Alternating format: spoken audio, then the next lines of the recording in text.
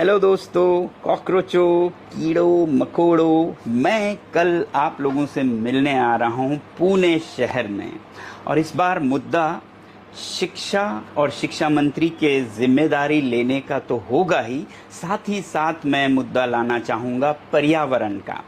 आपको याद होगा कि लद्दाख में पिछले 6 सालों से लद्दाख के पर्यावरण और संस्कृति के संरक्षण के लिए 6वें शेड्यूल की मांग की जा रही है। और इसके लिए मुझे 6 महीने के लिए जेल में भी जाना पड़ा, और मैं ही नहीं, लगभग 80 लोगों को जेल की सज़ा काटनी पड़ी और कईयों के जाने भी गए।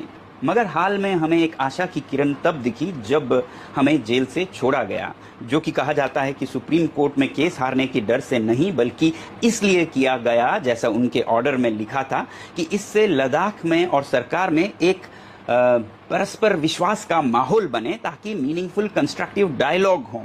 और टॉक्स या डायलॉग हुए भी, जो कि 22 मई को हुए, आपको याद होगा। मगर उस मीटिंग के बाद लगभग 20 दिन होने को आ रहे हैं और उसका मिनट्स अभी तक नहीं मिला।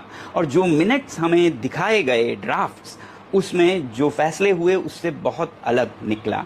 फैसला ये हुआ था कि लद्दाख में एक असेंबली होगी, विधानसभा होगी, जिसमें चुने हुए प्रतिनिधियों के नीचे आएंगे सारी ब्यूरोक्रेसी, चीफ सेक्रेटरी समेत।